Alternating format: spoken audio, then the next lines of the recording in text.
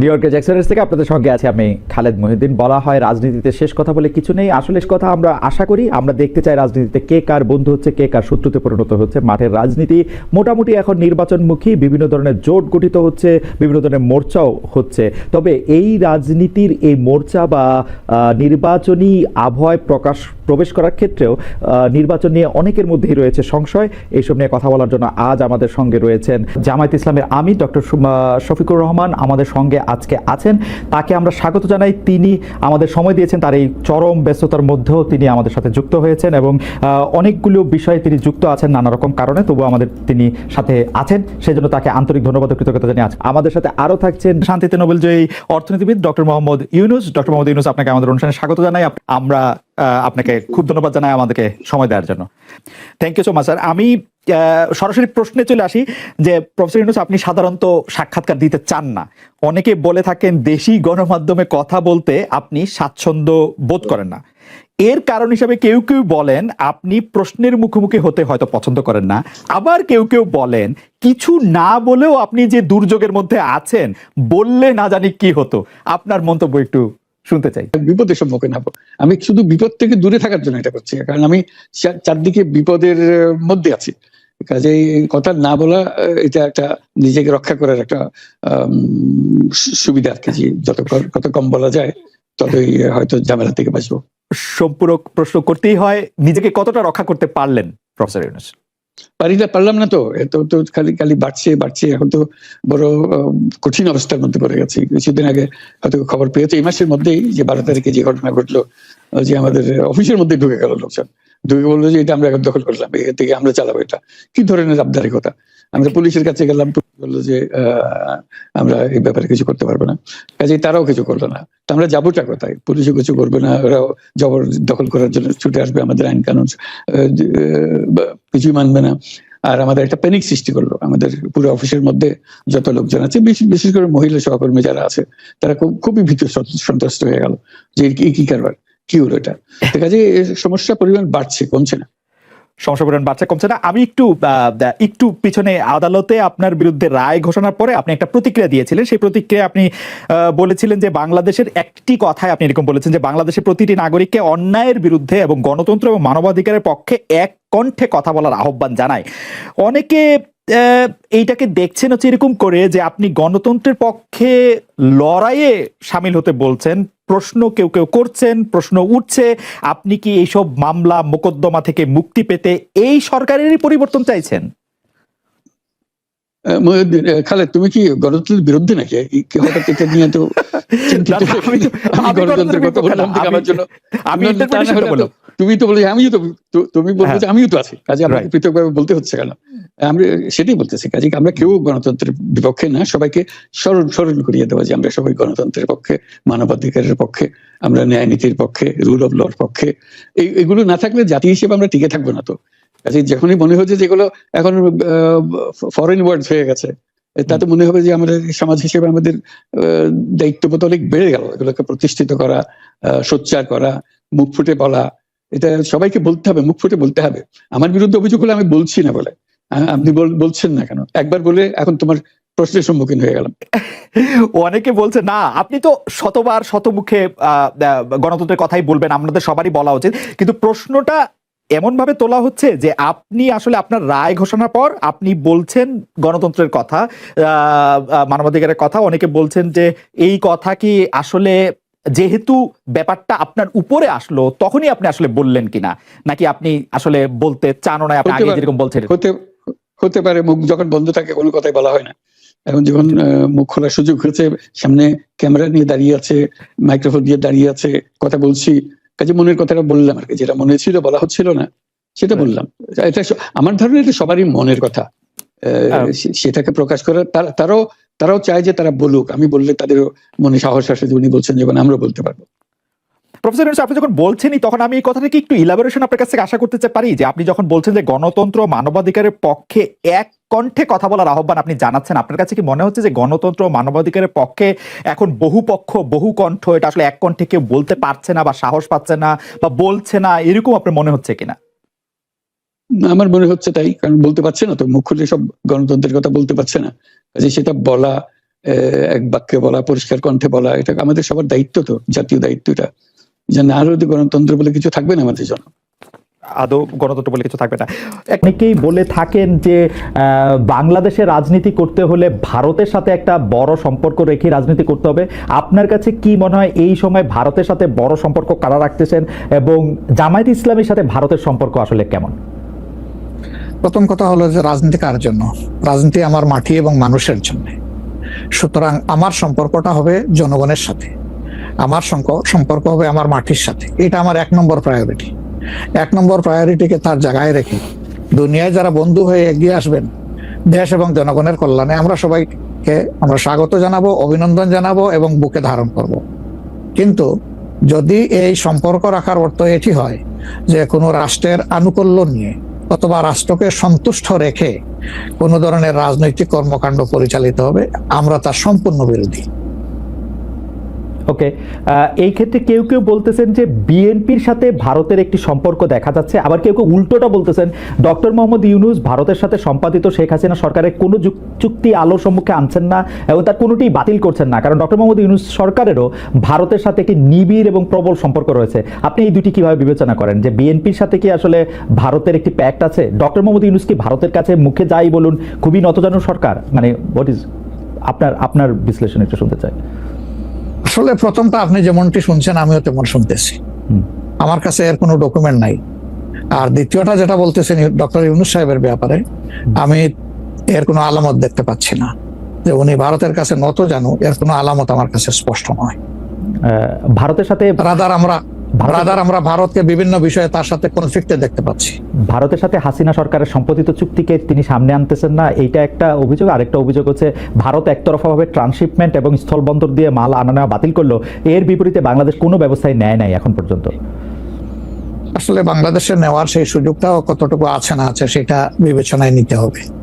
2 নম্বর হচ্ছে যে ইউনূস সরকার এখন দায়িত্বে আছেন, আমি ক্ষমতায় বলবো না, এই দেশের জনগণই তাকে দায়িত্ব দিয়েছে, উনি দায়িত্বে আছেন।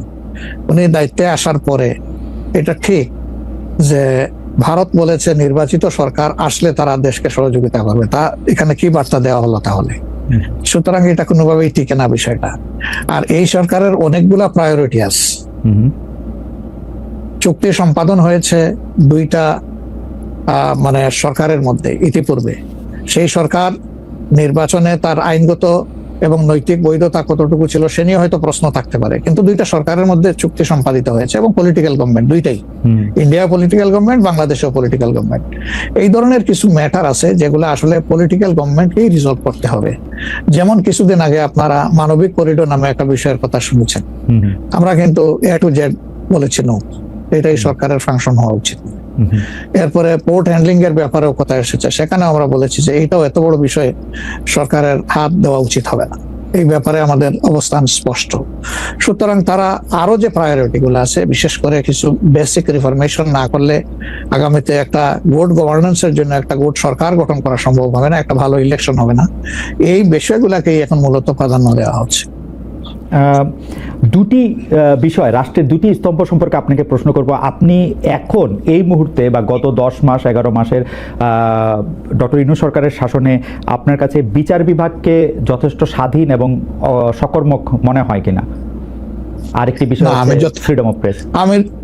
আমি যথেষ্ট স্বাধীন মনে করি না। যতদিন পর্যন্ত বিচার বিভাগ সম্পূর্ণভাবে আলাদা না হবে নির্বাহী বিভাগ থেকে, ততদিন পর্যন্ত এটাকে স্বাধীন বলা যাবে না।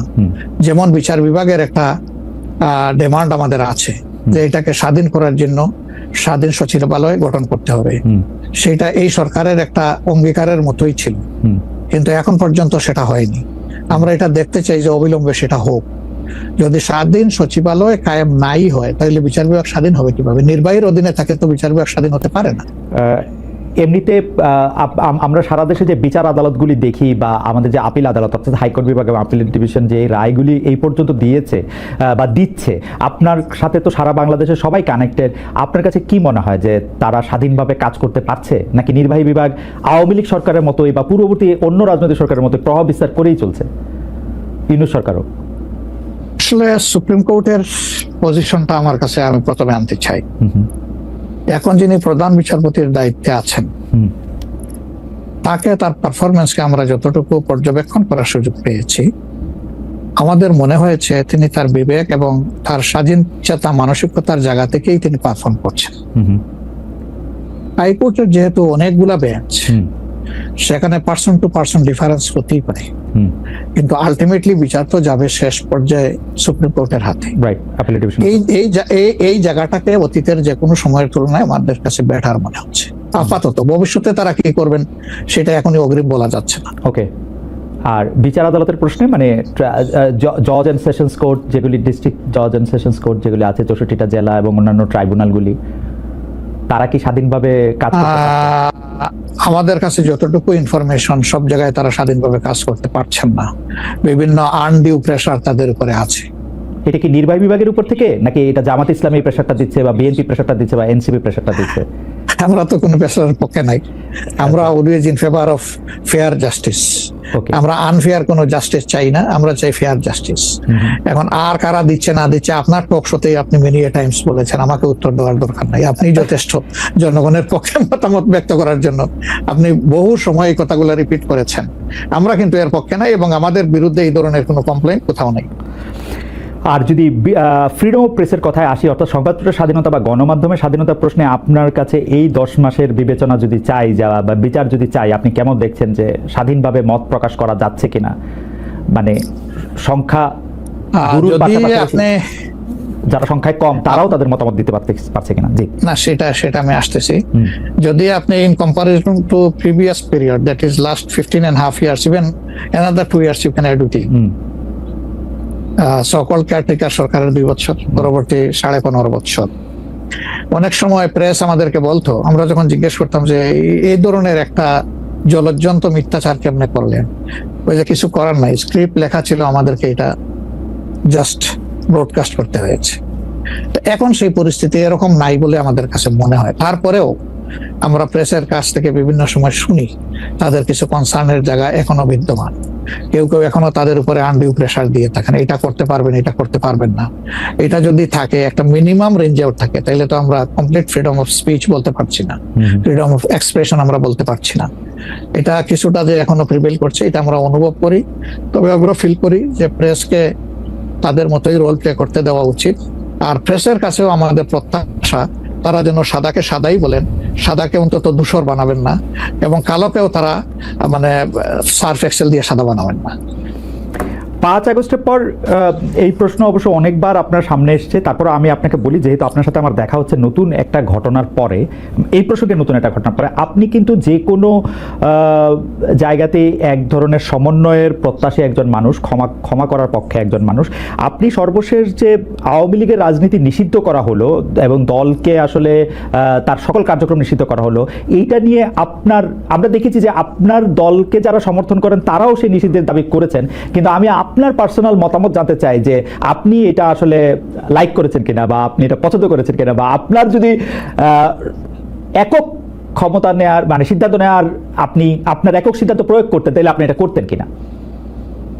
দেখেন, এখানে অনেকগুলো বিষয়। আমাকে ইদানিং ফরেন মিশনের যারা বাংলাদেশে আছেন, এনভয় বা আপনার রাষ্ট্রদূত যারা আছেন, তারাও জিজ্ঞেস করেন যে ন্যাশনাল রিকনসিলিয়েশনের একটা জায়গা থাকা উচিত কিনা। আমি বলি অবশ্যই উচিত। তবে বিষয়টা হলো যে আমাদের ওন্ড গুলা একদম তাজা, ট্রমা গুলা এখনো, মেন্টাল এবং ফিজিক্যাল ট্রমা এখনো বিদ্যমান। হাসপাতালের বেডে এখনো রয়ে গেছে ইনজিওর্ড পার্সন গুলো। শহীদ পরিবারের অনেকেই তাদের আপনজনের লাশও এখন পায় নাই, লাশের সন্ধান বা কবরের সন্ধানও পায়নি। সো এটা একদম তাজা একটা বিষয়। যেমন আমরা যদি সাউথ আফ্রিকার কথা ধরি, তাহলে ডিকেডস আফটার ডিকেডস এটাকে হিলিং করতে, রিকনসিলিয়েশনে আনতে সময় লেগেছে। অর্থাৎ মিনিমাম একটা সময় দিতে হবে। আওয়ামী লীগের ক্ষেত্রে কি হয়েছে, তাদেরকে নিষিদ্ধ করা হয়নি, তাদের কার্যক্রমের উপরে মানে নিষেধারোপ করা হয়েছে, তারা ফাংশন গুলা করতে পারবেন। 15.5 বছর তো তারা সুযোগ পেয়েছিলেন। এই দেশে ফেয়ার ডেমোক্রেসি তারা চাইলে কিন্তু কালচার করতে পারতেন এবং ইতিহাসে স্মরণীয় হয়ে থাকতে পারতেন। কিন্তু আসলে আপনিও তো তাদের অনেক কর্মকাণ্ডের প্রতিবাদ করেছেন অত্যন্ত জোরালো ভাবে। আগের আপনার ঠিকানা থেকে, বর্তমান ঠিকানা থেকে, সব জায়গা থেকে আপনি যেখানে যখন ছিলেন আপনি করেছেন। কেন করলেন? এই জিনিসগুলো অ্যাকসেপ্টেবল ছিল না, এই জন্যই তো করেছে। তো তারা তো 15.5 বছর মানুষকে তাদের কোনো ডেমোক্রেটিক এবং পলিটিক্যাল রাইট দেয় নাই, জাস্টিস পাওয়ার রাইটটাও তারা স্ন্যাচ করে নিয়েছিল। এই ধরনের সবগুলা রাইটই তো কার্যত তারা কেড়ে নিয়েছিল। আপনি যদি প্রেসের কথা বলেন, এখন তো অ্যাটলিস্ট যখন তখন যাকে তাকে প্রধান উপদেষ্টাকে একটা কথা বলেছে ঢুকাই দাও, মামলা একটা দিয়ে তাকে সাথে সাথে ঢুকিয়ে দাও, এই কাজটা এখন হচ্ছে না। আয়নাগরের ঘটনা তো এখন একটু হইতেছে। মাননীয় আমির, একজন ইউটিউবার আছেন সাব্বির, তাকে জেলে দিয়ে দেওয়া হয়েছে প্রধান উপদেষ্টাকে, কি জানি বলছেন। না আমি বলতেছি সেটা, আমি বলছি যখন তখন হচ্ছে না, ঘন হচ্ছে না। দুই একটা কেস হইতেই পারে, এটা এক্সেপশন, কিন্তু আগে তো এটা ছিল প্র্যাকটিস এন্ড র্যান্ডম, এটা কিন্তু এখন হচ্ছে না। তারপরে আপনি দেখেন যে আয়নাগরের যে বিষয়টা, মানুষকে ধরে নিয়ে ঢুকাই দাও, হোয়ার অ্যাবাউট, কেউ জানে না, তার ফ্যামিলি জানে না যে মানুষটা বেঁচে আছে নাকি মরেই গেছে। যদি মরে যায় তার কবর কোথায়, আদৌ জীবনে দেখবো কিনা তার কবরটা, সেটাও তো প্রশ্ন। এরকম তো ঘটনা ঘটেছে, এবং যাদেরকে আয়নাগরে নেওয়া হয়েছে তারা কিন্তু সবাই ফিরে আসেননি। তারা অনেকেই এখনো আমরা জানি না তারা কোথায় আছে, আদৌ বেঁচে আছেন কিনা। তো এগুলা তো এখন হচ্ছে না।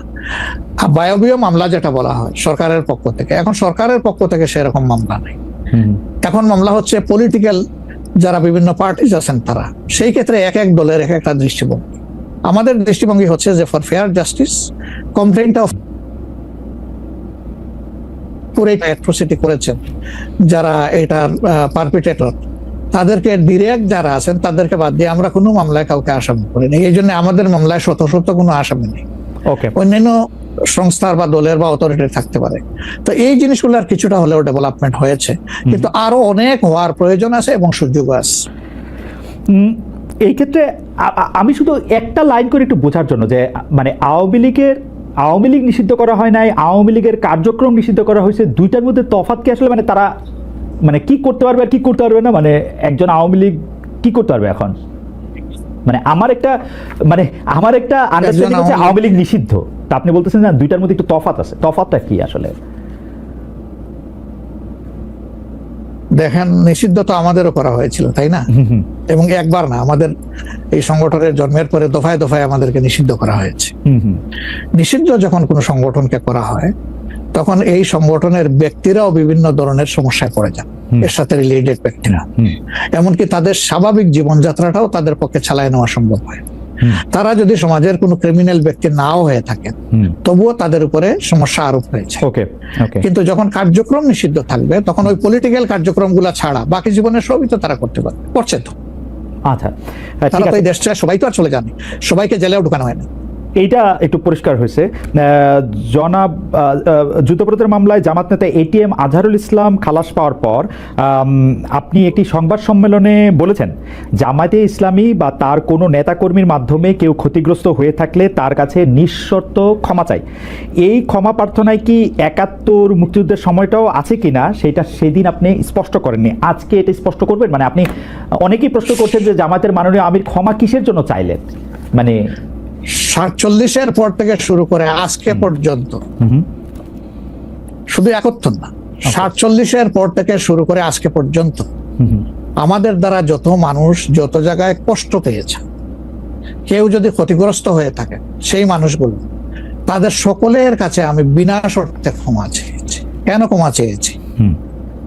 আমরা মানুষ, ইন্ডিভিজুয়াল মানুষ যেমন ভুল করতে পারে, মানুষের সমষ্টি একটা দলেরও বিভিন্ন ভুল সিদ্ধান্ত থাকতে পারে।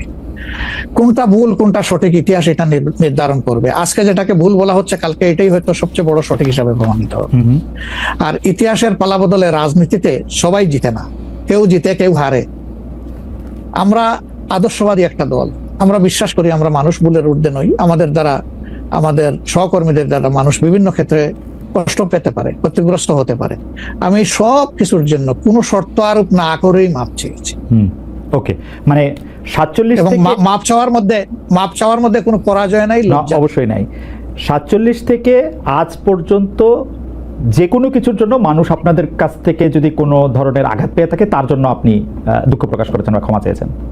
এর ভিতরে সব ঢুকে গেছে, কোনো কিছু বাদ নাই। ওকে, এভরিথিং ইনক্লুডেড। আচ্ছা, এবং এটা আনকন্ডিশনাল, মানে অ্যাপোলজি দিয়ে আনকন্ডিশনাল পার্ডন সিক করেছে। এইটা কি ডক্টর শফিকুর রহমান, আমি আসলে যেহেতু আপনার সঙ্গে আমার মানে নানা